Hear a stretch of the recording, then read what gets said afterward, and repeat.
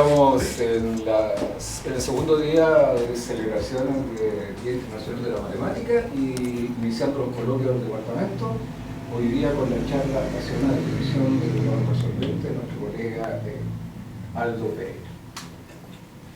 Buenos días. Para empezar voy a explicar un poco el contexto del problema. Voy a partir así como bien desde el inicio y resolviendo un par de, o tratando de encaminar la definición o lo que es un operador resolvente a partir de un par de ejemplos que probablemente en contextos que todo el mundo conoce. Y resolviendo esos problemas, tratar de dar una idea de cómo uno, a partir de esas soluciones o de soluciones a ciertos problemas en estos contextos conocidos, uno toma como el camino que hace el matemático, que es tomar esas ideas y tratar de llevarlas a un siguiente nivel, en algún sentido, para llegar finalmente a decir qué significa un operador resolvente y de dónde vienen las ideas que llevan a esta definición. El contexto es un curso que uno ve en la licenciatura que se llama Ecuaciones Diferenciales, que como su nombre lo indica, son igual, como toda ecuación, una igualdad que es satisfecha para un cierto valor de una incógnita. ¿Por qué diferencial? Porque la incógnita, a diferencia de ecuaciones que uno ve hasta primer año de universidad incluso, la incógnita no es un número, sino una función. Entonces, como tal, la ecuación ya no está representada necesariamente por números, sino por funciones, derivadas de la función, integrales de la función. Entonces, como un pequeño salto de nivel de estas igualdades con incógnita. ¿Y cuál es la utilidad o aplicación de estas ecuaciones? Es una serie de fenómenos de distintas áreas no necesariamente de matemáticas, sino de conocimiento. Entonces, el contexto es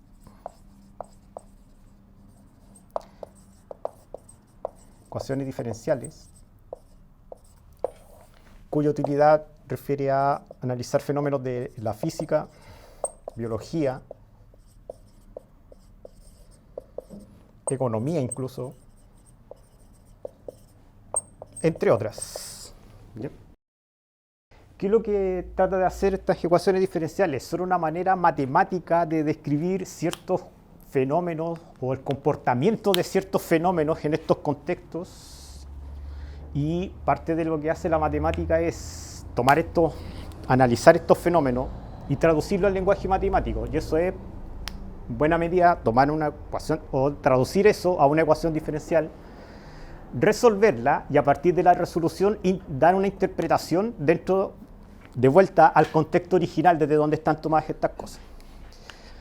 ¿Bien? Entonces, para efectos de esta charla, voy a tomar dos ejemplos de contextos que hemos visto, que si bien son de la física, son conocidos probablemente por todo el mundo. El primer ejemplo es un par de instrumentos musicales que todos hemos visto, que es las cuerdas de una guitarra y la caja de forma cilíndrica de una batería. Todos hemos tocado guitarra o por lo menos hecho el intento que tiene la guitarra. La guitarra tiene cuerdas y cuando uno saca las notas va tomando la cuerda a distintas distancias, lo que da notas distintas al oído. ¿Qué es lo que hace uno matemáticamente? Matemáticamente, ¿qué dice uno? Pues yo puedo medir esta distancia desde donde hago el rasgueo de la guitarra hasta donde tengo fijado para sacar una determinada nota y decir, bueno, esa distancia cambia, acá tengo notas más graves, acá tengo notas más agudas. Entonces, ¿qué mido yo matemáticamente? Voy a medir cómo se comporta cada punto de la cuerda de la guitarra. En la batería es más o menos lo mismo, pero en versión 2D. Ya no tengo una cuerda, sino que tengo la membrana con la cual uno toca la baqueta. Entonces la vibración ya no es solamente a nivel de la cuerda, hace solamente esto. A nivel de la membrana tengo el plano y la vibración ahora es transversal al plano o perpendicular al plano. Y eso también se puede medir matemáticamente dependiendo de en qué punto de la caja o de la membrana uno golpea. Y esas son ecuaciones diferenciales se pueden escribir como ecuaciones diferenciales y como tales uno las trabaja, las resuelve, encuentra la solución e interpreta, tiene tal forma o tiene tal forma, o suena de tal forma. ¿Ya? Entonces, esos son algunos ejemplos. Un segundo ejemplo, que puede ir acompañado o no de los anteriores, es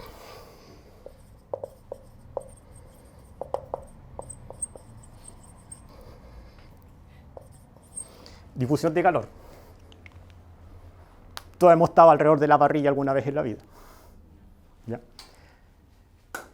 ¿Cuál es lo que uno hace intuitivamente? Prende el fuego, coloca la parrilla, espera una determinada cantidad de tiempo hasta que la parrilla esté lo bastante caliente para colocar lo que uno quiera colocar encima. Depende si es vegetariano o no, ya queda al gusto de cada quien. Pero siempre uno tiene que esperar un rato, que la parrilla alcance una cierta temperatura, que el fuego no esté demasiado fuerte, y colocar. ¿Qué es lo que hace uno matemáticamente? Si uno fuera como bien cuadrado, bien preciso. ¿Cómo? Se come la carne. Ya, antes de eso, claro, como parte de la previa, claro, puedes tomar la guitarra a la batería, pero también uno espera una cierta cantidad de tiempo que puede medir. Y también va a depender de la temperatura a la que tenga el fuego, del material con el que está hecho la parrilla que va a colocar ahí. Y a partir de eso decir, pero esperar una tal cantidad de tiempo si la rejilla es de tal material, y a partir de eso decir, esta es la temperatura correcta, que es cuando uno coloca la mano y aguanta algunos segundos y dice, sí, está bueno, no, está muy fuerte, no, le falta fuego, le coloca más carbón. Y eso también se puede medir matemáticamente. Entonces, a partir de estos ejemplos, la idea de la charla es cómo uno interpreta estas cosas para llevarlos a ecuaciones diferenciales y a partir de esas ecuaciones hacer un caminito para llegar a lo que un operador resolvente al fin y al cabo. Entonces, eso es lo que nos espera los siguientes minutos. Así que, en pocas palabras, el objetivo, para decirlo de manera formal, es tratar de determinar una expresión general que determine el comportamiento, caso sea posible, de todas las ecuaciones y tratar de verlas como un único modelo genérico. Que aparentemente uno dice, bueno, parece imposible porque estas cosas son muy distintas entre ellas, y lo son. Pero hay un tratamiento genérico, en algunos casos es posible. Y para allá vamos, a tratar de responder esa pregunta. Entonces, ¿cuál es el siguiente paso? Sin tratar de dar demasiados detalles sobre esto, voy a partir extrañamente con el segundo ejemplo, ya que la expresión resultante va a ser un poquitito más sencilla. ¿Ya? Entonces acá yo puedo escribir para que el nombre formal es ecuación de onda en dimensión 1. La batería, dado que mi membrana ya es circular, ecuación de onda bidimensional. Y esto se llama difusión de calor de unidimensional o bien dos-dimensional. Entonces, extrañamente, para tratar de obtener el primer modelo ya escrito estrictamente en términos matemáticos, voy a partir con la ecuación de calor. Como dije algunos minutos, la idea es tratar de traducir todas estas cosas o variables que uno tiene cuando trabaja con estos objetos, llevarlos a escribir en lenguaje matemático, que ya tiene una cierta complejidad per se. Entonces, ¿de qué depende la difusión del calor? Depende de la temperatura del ambiente, depende del material con el que uno está trabajando. No es lo mismo colocar una rejilla de fierro forjada que una rejilla de aluminio, por ejemplo. Los tiempos son distintos. Y todas esas variables se pueden medir matemáticamente. Para allá vamos. ¿Ya? Entonces, para el ejemplo 2, difusión de calor. ¿Qué es lo que uno quiere medir? Matemáticamente, el objetivo es determinar la temperatura de cada punto de mi rejilla, digamos bidimensional, a medida que avanza el tiempo. Y eso uno lo puede hacer matemáticamente. Entonces, el objetivo es determinar o interpretar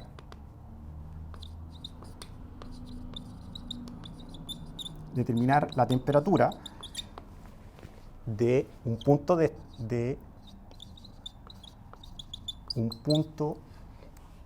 de la rejilla en cada instante. Lo cual lleva a una función de varias variables. Cuando digo en cada instante del tiempo, allá tengo una variable tiempo. Dependiendo de la cantidad de dimensiones de la rejilla, en este caso la rejilla es bidimensional, tengo dos variables más. Que uno usa la convención de tomar coordenada X, coordenada Y y la variable tiempo. Entonces tengo una función de tres variables. Si quisiera analizar cada una varilla por separado, tendría una única variable, digamos, espacial, la coordenada X, de nuevo convención, y la variable tiempo. ¿Ya?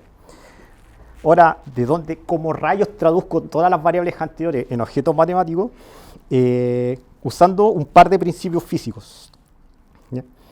Voy a escribir solamente los nombres y más o menos de los principios que uno usa, y a partir de ahí deducir la ecuación. Los principios son los siguientes. Primero, la temperatura, aparte, variables que uno puede controlar quizá la temperatura ambiente y quizá la temperatura del fuego. Lo que uno técnicamente no puede controlar es la materialidad del objeto, de la rejilla en este caso. Porque materiales distintos va a hacer que el ritmo al cual cambia la temperatura va a ser distinto. ¿Sí? Entonces, ahí hay dos variables. Esas variables se llaman, las voy a escribir así muy brevemente, calor específico, que se relaciona con la masa o material del objeto, digamos, de la rejilla, y cambios de temperatura.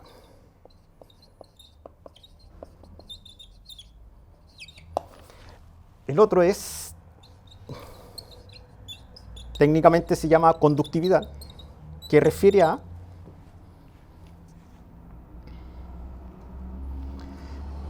que a su vez relaciona el cambio de temperatura y tiene que ver cómo fluye, entre comillas, fluye el calor. ¿Por qué? Porque una cosa es cómo cambia la temperatura y segundo, cómo se va distribuyendo el calor dentro de la rejilla. ¿Ya? El cambio de temperatura refiere a algo que se llama a una variable que se llama calor específico. El cómo va cambiando la temperatura dentro de la rejilla, mirando solo la rejilla, se refiere a una variable llamada conductividad. ¿Ya? No quiero dar los detalles técnicos, sino solamente dar cuál es la ecuación resultante. ¿Ya? No quiero perderme tanto en eso. Y usando un principio bastante evidente de que el calor siempre va a fluir de zonas de mayor temperatura a zonas de menor temperatura. ¿Ya? Entonces, usando estas variables y usando estas variables físicas, y cuando digo física refiero al área de la física, se puede obtener la siguiente ecuación, que puede ser un poco complicada. Como estoy trabajando con un objeto en dos dimensiones,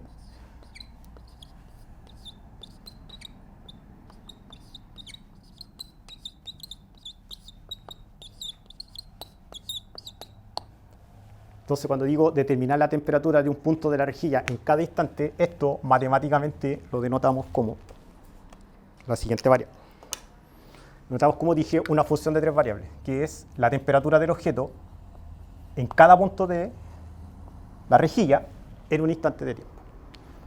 Entonces, digamos, el modelo que gobierna el comportamiento de la temperatura a medida que avanza el tiempo es este objeto de acá, donde el a cuadrado es una constante es un número en la práctica que está relacionado con estas variables físicas.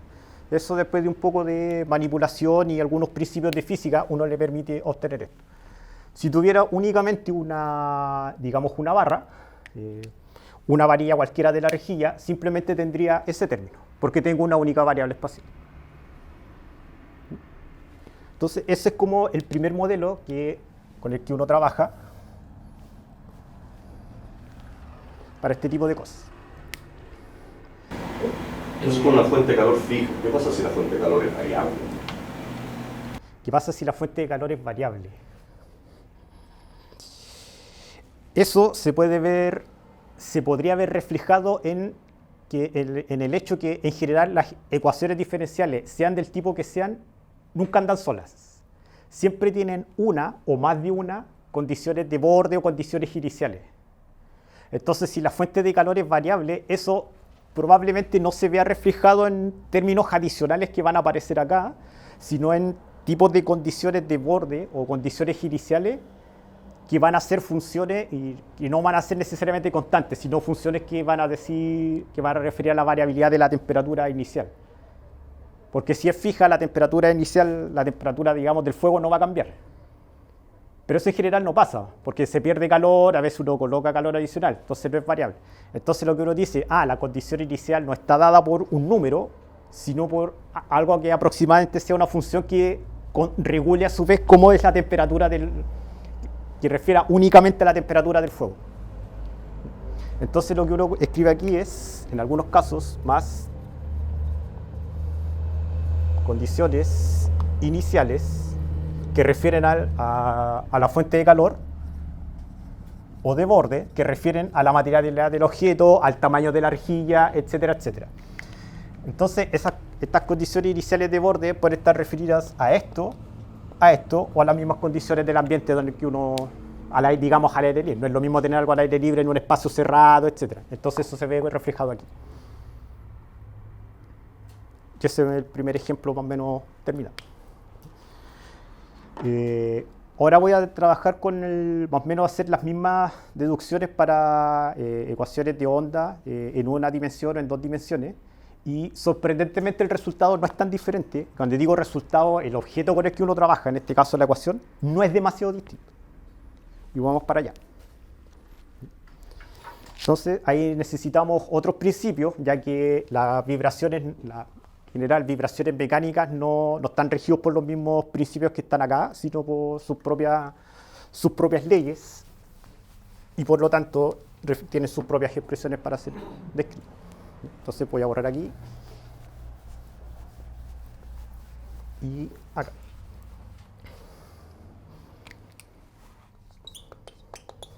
Y esto es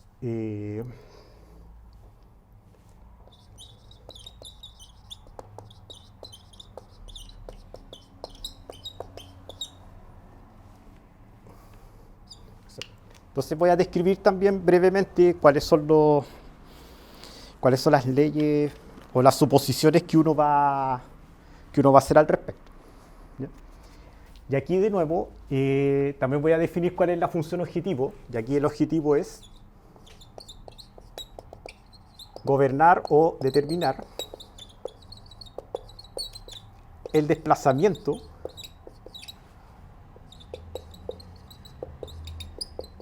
de la cuerda o membrana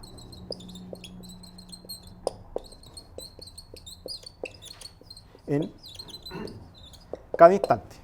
Lo que de nuevo voy a describir con esta función que está descrita en rojo. ¿Ya? De nuevo va a referir al desplazamiento de un punto de la cuerda o un punto de la membrana. Si fuera una cuerda, solamente tendría dos variables. La cuerda de la guitarra tiene solamente la longitud, digamos a partir de un cierto punto, de nuevo convención, distancia desde un cierto punto que llamamos origen, en el instante t. Si es la membrana de una batería, variable, de nuevo, coordenada x, coordenada y, y una variable temporal. ¿Bien? Entonces, uno hace las siguientes suposiciones. Y la siguiente suposición es, primero, la vibración de la cuerda o membrana es transversal al plano o dirección al cual se encuentra. ¿Ya? Entonces, la cuerda no hace esto. La cuerda simplemente hace esto. Entonces, si uno tuviera la cuerda, por ejemplo, de una guitarra, que se ve mucho más claro, ¿qué es lo que hace uno? Toma la cuerda y si uno la suelta para sacar la nota, la onda va a hacer esto. Entonces, si uno solamente mirara la cuerda como un todo, vería que la onda va y vuelve. Pero si uno mira un punto específico de la cuerda, ese punto se mueve hacia arriba o puede moverse hacia abajo. Pero este punto no se desplaza de ahí. Entonces, si yo tuviera como una mirilla, digamos, de estos apuntadores láser y apuntara a un punto de la cuerda, uno va a ver que el puntito rojo donde apunta el láser no hace esto, Simplemente va a ser esto. Y eso es lo que escribo acá como transversal. Simplemente eso. Entonces la transversalidad se refiere a la cuerda no se mueve per se, sino que se mueve simplemente en una dirección perpendicular. Y lo mismo con la membrana. ¿Ya? Entonces el punto cambia como en una única dirección. ¿Ya? Entonces esto es lo que quiero decir. ¿Y con eso terminamos? No.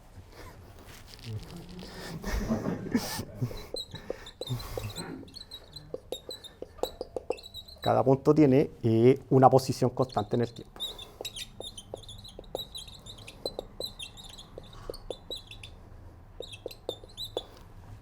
Y la segunda suposición es que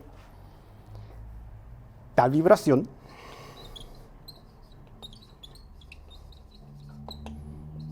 es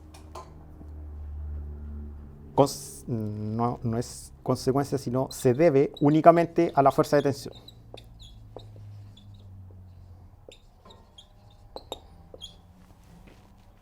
¿Ya? Entonces simplemente la tensión ejercida para hacer el rasgueo de la guitarra o golpear la membrana, digamos la caja de la batería, se debe únicamente a la tensión. Y aquí también de nuevo quiero ahorrarme como las cuentas intermedias. La tensión nuevamente refiere a ecuaciones de cursos de física. Entonces, nuevamente usando estas variables físicas, estas, digamos,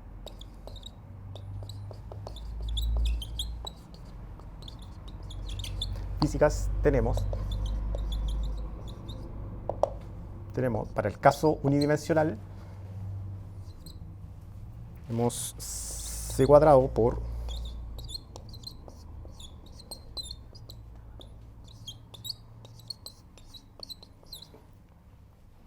segunda derivada, y para el caso bidimensional, algo muy similar a lo que ya teníamos ayer.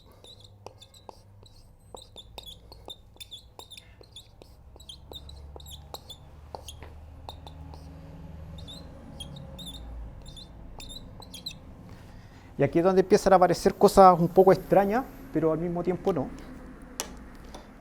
Acá de nuevo, este desplazamiento de la cuerda, de nuevo lo denoto por una función u de x, t para el caso unidimensional y u de x, y, t para el caso bidimensional. Y aquí es donde empiezan a aparecer las semejanzas y no tan semejanzas. Nuevamente, más condiciones iniciales o de borde. ¿Ya? De nuevo, estas condiciones se refieren, en el caso bidimensional yo mencioné el ejemplo de la caja de una batería, que es circular, pero si fuera rectangular, las condiciones de borde cambian. Entonces, la forma de la membrana o la longitud de la cuerda, o ambas, se ven reflejadas aquí. Las notas de la guitarra cambian, son más agudas cuando uno está más cerca. Entonces eso también se controla porque, digamos, tengo como una condición inicial distinta dependiendo de la nota que estoy sacando cada vez en cada cuerda. Condiciones iniciales. Largo de la cuerda, longitud de borde. Radio de la membrana donde estoy golpeando en la batería, condición de borde. Y ahí empiezan las cosas que uno, para mí por lo menos, eran extrañas la primera vez que la vi. Tengo ecuaciones de contextos que parecen estar relacionados o no, pero las expresiones no son demasiado diferentes. Entonces esa es la primera curiosidad. O por lo menos para mí me pareció curioso, porque uno dice, ya, tengo algo que se llama ecuación de primer orden o segundo orden parcial respecto del tiempo. Y aquí es donde uno empieza a hacerse las preguntas. ¿Se pueden tratar las dos como casos particulares de una sola? Preguntas que uno se hace como matemático. Segunda pregunta que uno se hace como matemático. ¿Cómo rayos puede ser una solución o una función de estas variables que realmente resuelva la ecuación con estas condiciones dadas? Parecen cosas extrañas. Y lo que es peor aún, que no sé si me va a dar el tiempo para explicarlo. Tengo allá el lado derecho de la ecuación del calor refiere a primera derivada respecto del tiempo. Las ecuaciones de acá, segunda derivada respecto del tiempo. ¿Existe algo entre medio?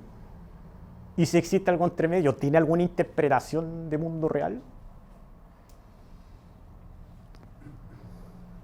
Pero primero lo primero.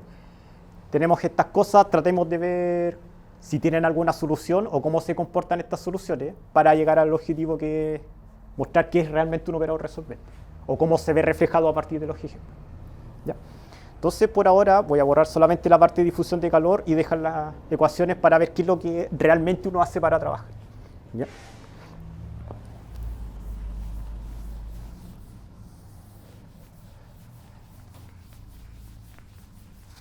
¿Y qué vamos a hacer aquí? Esto es como en una tercera parte ya de la charla. ¿Cómo uno trabaja con esto?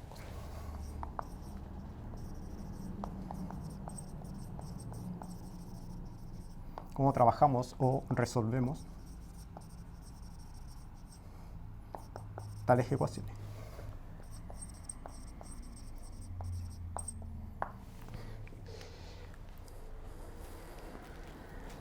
Entonces aquí ya pasé por esto. Ya. En general no, en todos los casos que uno tiene ecuaciones derivadas parciales respecto de cada variable, trabajar con estos objetos es bien complicado. Cuando tengo dos variables, tengo que reducir el problema como a otras dos ecuaciones, separarlas y pegar soluciones. Con tres se pone un poco peor porque tengo tres variables, varias cosas que manejar al mismo tiempo. Pero matemáticamente, ¿qué es lo que hace uno? Uno trata de relacionar siempre cosas nuevas. Dice, ya, esto es nuevo, pero se parece a algo que conozco. Uno trata de relacionarlo a lo que conozco y tratar de ver si puedo reescribir este problema misterioso en cosas que ya conozco o cosas más sencillas que ya conozco. ¿Ya? Entonces, aquí hay un paso clave que es el siguiente, que es lo que uno hace en análisis. Paso clave, quedarnos, entre comillas, con la variable de tiempo. Entonces, ¿qué voy a tratar de hacer? Reconvertir este objeto y tratar de quedarme con una ecuación que sea un poco más simple o, digamos, más manejable en el sentido de que relacione únicamente la variable de tiempo. ¿Cómo hacemos eso?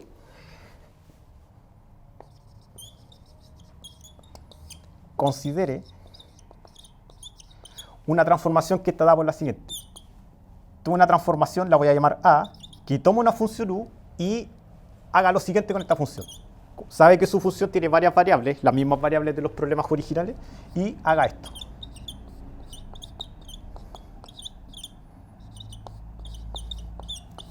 ¿Ya? Entonces esa es como una transformación. Técnicamente esto se llama un operador.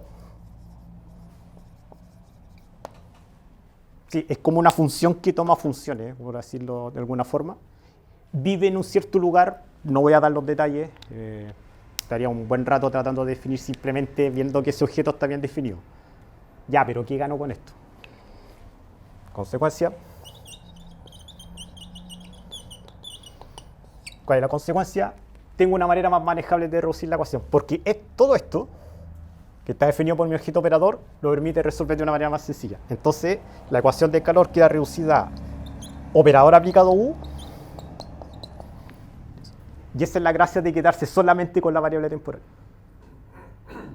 Porque todo el efecto de las consideraciones físicas para llegar a esto se ven reflejadas únicamente como que las absorbo o quedan como comprimidas, por así decirlo, en el efecto de este operador. Entonces mi ecuación del calor ahora se convierte en algo que se llama problema abstracto de primer orden. ¿Y por qué primer orden? Porque me quedo solamente con la... En todo caso, el C cuadrado, eso es el laplaciano en dos dimensiones, ¿no? ¿Cierto? Aplicado sobre... Sí, tiene el nombre técnico de laplaciano en dos dimensiones. En tres dimensiones si tuviéramos un problema en el espacio, etc. El nombre técnico es eso. Entonces, la ecuación del calor es eso, y haciendo la misma idea de transformación, la ecuación de onda De nuevo la clave va a ser quedarse únicamente con la variable temporal, pero ahora el a va a ser el c cuadrado por este objeto llamado laplaciano, y uno dice... Ahora me quedo con eso porque para la ecuación de onda tenía segunda derivada respecto del tiempo. De aquí empiezan las cosas curiosas, o se ven más claras las cosas curiosas, porque como de dos problemas completamente distintos tengo presiones bastante parecidas para las ecuaciones. Y eso ya empieza como a dar una idea de quién es realmente el operador resolvente. ¿Es exactamente la solución? ¿Es algo que está metido como parte de la solución? Aparentemente sí. ¿Un comentario hasta ahora? ¿O no? Sí, una consulta, Aldo, porque en general el operador resolvente, sea un operador acotado o no acotado, se define como si A, por ejemplo, el operador A menos lambda I a lo menos 1, definido sobre un dominio denso, y que uno espera que ahí sea acotado, o sea, hay una norma definida. Y en realidad es la solución de algún tipo de ecuación. Es decir, va a solucionar una ecuación en forma directa. Y los valores que están ahí están en el conjunto resolvente del espacio. Y el resto de los lambda que no satisfacen esa condición son los elementos del espectro del operador. Entonces, ¿cómo se ve esto aquí? Porque esa es la definición tradicional del operador resolvente en general. Ya como... de alguna forma... No, pero lo podemos ver después, si no hay un problema. Me asaltó la duda. Claro. Pero a partir de las consideraciones físicas, uno sabe cuánto vale A y cuánto vale C, por ejemplo. Entonces eso ya te permite dar una idea de mirar este objeto, la mayúscula, como un operador, y ya teniendo más o menos comportamiento de esto, tratar de ver dónde está definido y a partir de ahí ver el conjunto resolvente y el espectro, que es un blanco y negro. Si un valor está en el conjunto resolvente, no puede estar en el espectro y viceversa.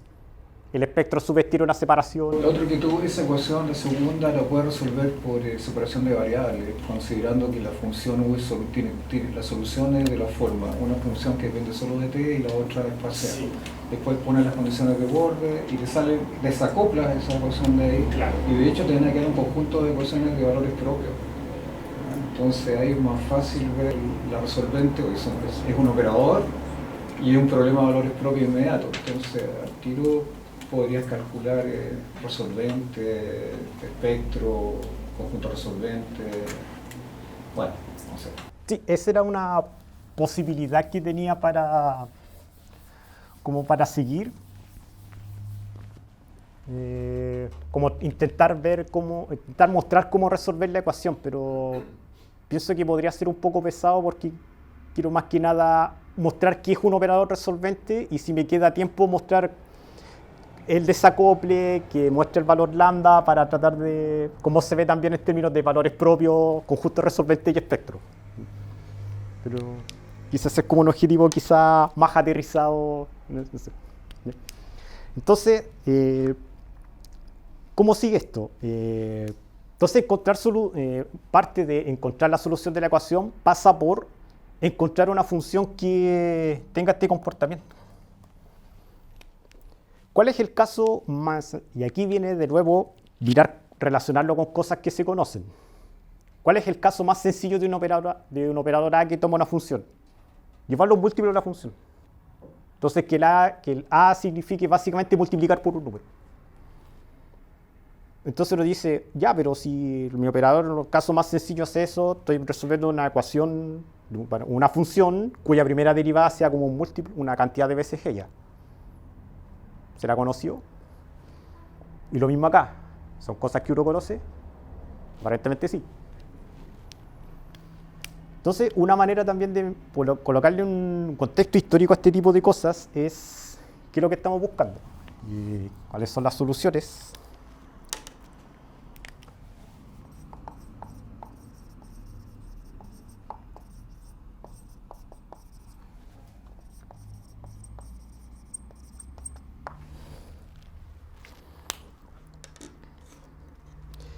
Para el ejemplo de ecuación de calor, ¿qué tenemos? Se puede relacionar con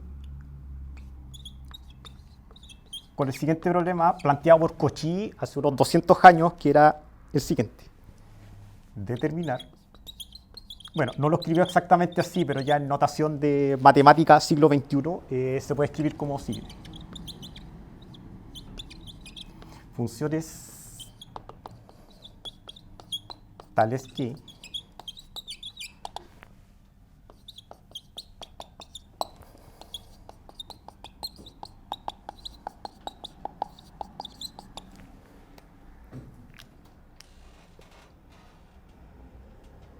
¿existe una función que haga eso? Exponencial. ¿Hay más funciones aparte de la exponencial que hagan eso? No. Entonces, ¿cuál es la solución? La solución única, entonces, solución. Y voy a dar el nombre técnico del contexto, es E a la A mayúscula T.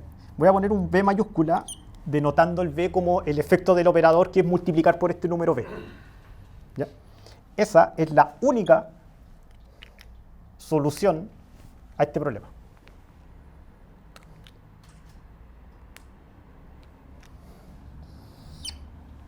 Ya estamos más o menos listos. No encontré la formulación histórica, creo que por lo menos nunca la he visto, pero probablemente se deba a que la teoría de ecuaciones de segundo orden abstractas no está tan desarrollada como la de estas funciones. Pero estas funciones hay como uno de los primeros problemas de análisis funcional, entonces hay como 70 años de teoría para primer orden. Para segundo hay menos teoría, no hay libros de... ¿Cómo descarta la función constante 1?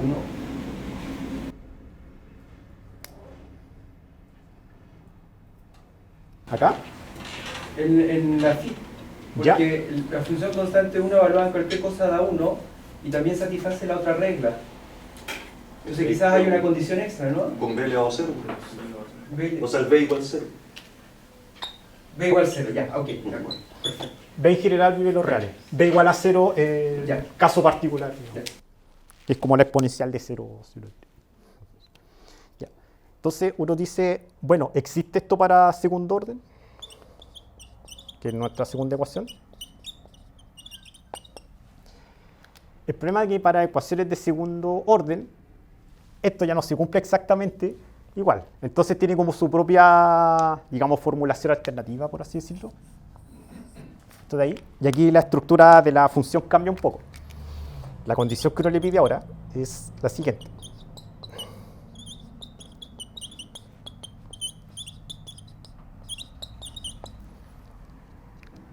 Entonces ya no voy a pedir como una función que haga esto porque no viene de la misma, digamos que no viene de la misma ecuación de primer orden.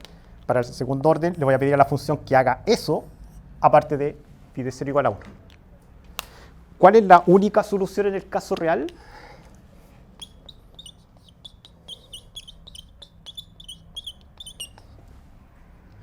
Para cuando v es positivo.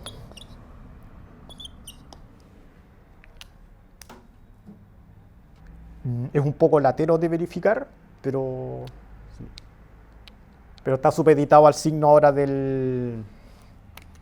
Acá no depende del signo, pero acá la expresión cambia cuando es positivo y negativo. Para el caso de que v es positivo, la única función que hace eso, uno diría, ya, es coseno, no, coseno hiperbólico. Claramente el coseno no hace eso, porque hay unos cambios de signo involucrados. Para la función hiperbólica no hay ese cambio. Entonces, esto sería como una manera de describir soluciones cuando uno no se mueve de los reales.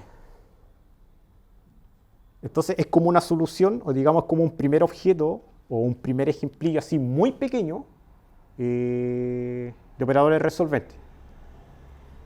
¿Ya?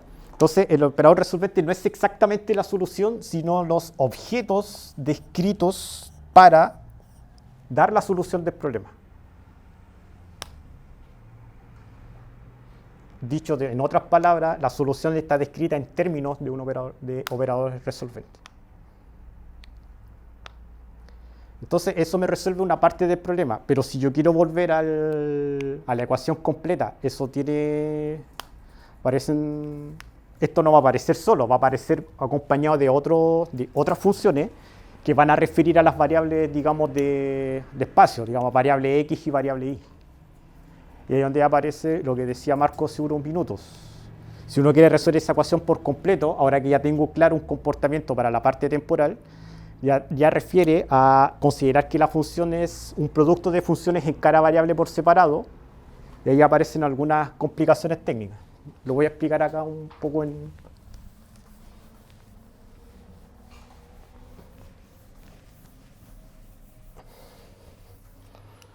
un poco en detalle. ¿Ya? Soluciones de estas ecuaciones, la parte temporal está resuelto. Y uno podría preguntarse ya, pero ¿cuál es la solución general?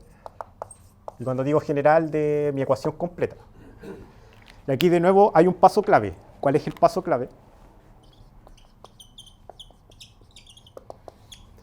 Considere lo siguiente.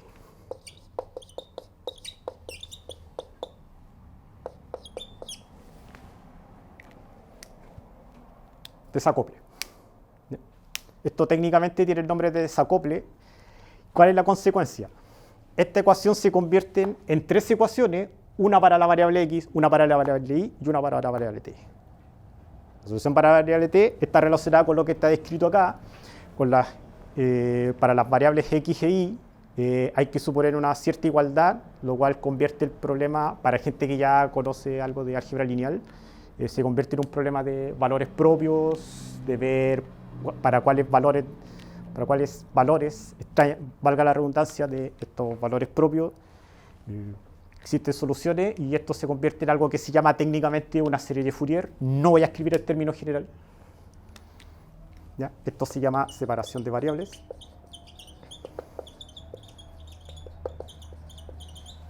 Pero el paso clave es eso. La consecuencia es 2 o 3 ecuaciones diferenciales de primero o segundo orden. ¿Ya? Como dato curioso, puedo hacer un comentario aquí al respecto que, como lo más cercano a número pi que encontré dentro del contexto, que es lo siguiente. ¿Ya? Y lo dejaré aquí como comentario, pero prefiero hacer el alcance, que podría aparecer como pregunta. Yo cuando hablé de ecuación de onda, hablé de una membrana circular. ¿Sí? Extrañamente, cuando hablo de membrana circular, uno no solamente se queda con eso, porque cuando uno trabaja con contextos de cosas no rectangulares, sino que con cosas circulares, uno no se queda con las coordenadas cartesianas, sino que se queda con coordenadas polares, coordenada radial, coordenada angular, y el variable de tiempo no cambia. ¿Qué es lo que gana uno con eso? Gana, si desacopla, digamos, el uso de separación de variables, tiene lo siguiente. Esto es 2D circular, membrana 2D circular. Tiene lo siguiente. Eso implica que para la variable R, uno obtiene algo que se llama una ecuación de segundo orden que se llama ecuación de Bessel, que tiene una ecuación de Bessel, y esto es para la variable radial, cuya solución está dada por el nombre altamente original de funciones de Bessel.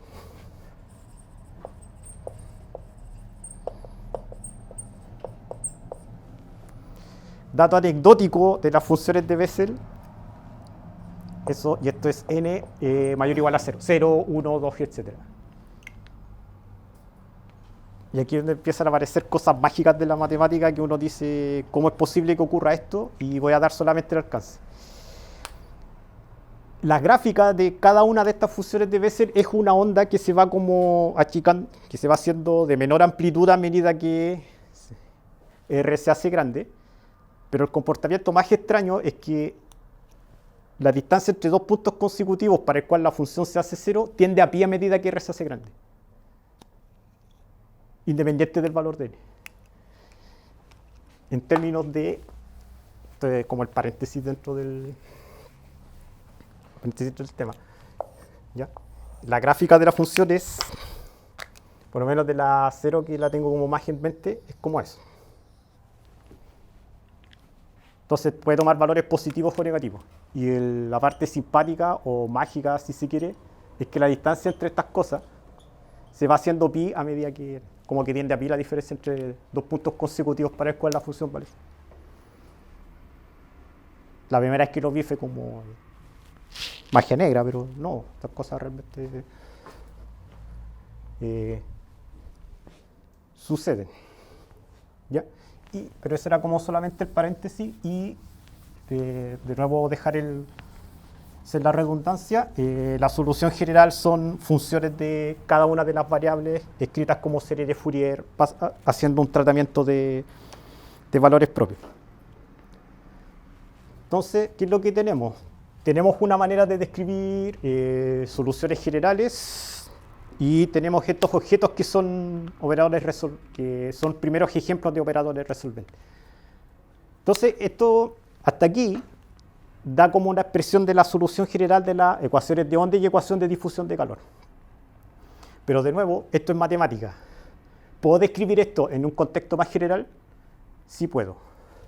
Y aquí es donde empiezan a aparecer los objetos con los que finalmente uno trabaja.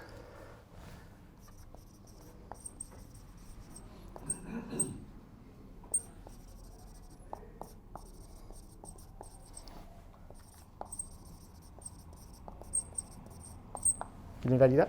Sí. Recuerden que estos objetos venían definidos por mi transformación que estaba dada por esta transformación A que uno le da el nombre de operador. ¿Ya? ¿Cuál es el problema? Que A pertenece, y solamente voy a dar el nombre así como informal, un espacio de funciones. ¿Cómo uno determina el espacio de funciones? Por las condiciones de borde originales. ¿Ya? Entonces, en este espacio de funciones está supeditado a condiciones de borde. ¿Quiénes serían las condiciones de borde? Para el caso de la cuerda, eso está dado por la longitud de la cuerda y si la cuerda ya se estaba moviendo cuando uno empezó a echar a andar el tiempo.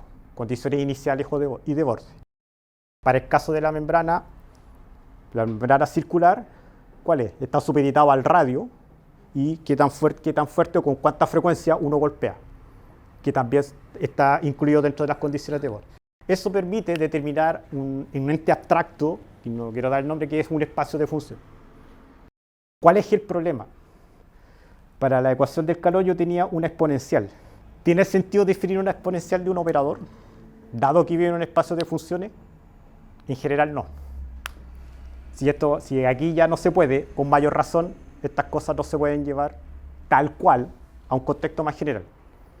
Pero ¿qué es lo que todavía, entonces, ¿puedo definir la exponencial de un operador? No. Para una matriz sí se puede. Lo hizo Peano por allá a final del siglo XIX. Pero, entonces, lo malo, no tengo algo como exponencial de un operador. Oye, pero eso se puede hacer con un operador elaborado. Entonces, ¿qué es lo que todavía puedo pedir? O lo no tan malo, es aún puedo imponer o pedir que se cumplan estas condiciones y esta de acá.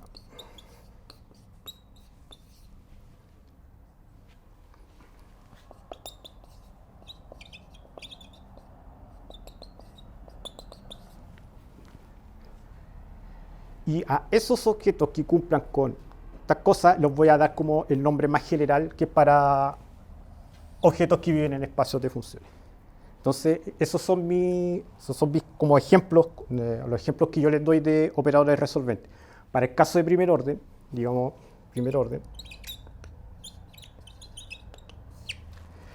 esta función TDT recibe el nombre de semigrupo. Y como tal está definido a partir de t positivo, para valores no negativos de t, perdón. Y para segundo orden, como tengo de segundo orden, necesito dos expresiones que aparecen acá. El CDT, que todavía va a cumplir con esta condición de acá, eso se llama operador coseno o familia coseno, depende del autor. Yo prefiero decirles operador coseno. Pero él viene acompañado, ya que uno necesita, de algo que se llama familia seno, y que se porta aproximadamente como o son una manera de extenderlo a este contexto del espacio de funciones como operadores de resolución. Y esos son y estas extensiones de los problemas con los que comenzamos, todavía imponiéndole que cumpla con esto para la ecuación de primer orden, o que aquí ya se llama problema abstracto de primer orden, y para un objeto que cumpla con esta condición, que viene del llamado problema abstracto de segundo orden, uno tiene semigrupo para el caso de primer orden y operador coseno y operador seno para como los objetos o los operadores resolventes que expresan la solución de las ecuaciones respectivas. Entonces, en estos pocos minutos que me quedan, 2-3 minutos, voy a tratar de decirlo solamente en palabras, que es más o menos con lo que yo trabajo. Más o menos entonces, estos últimos años, digamos, tesis de doctorado, postdoctorado y acá, tratar de definir si estos objetos refieren como a un tratamiento unificado.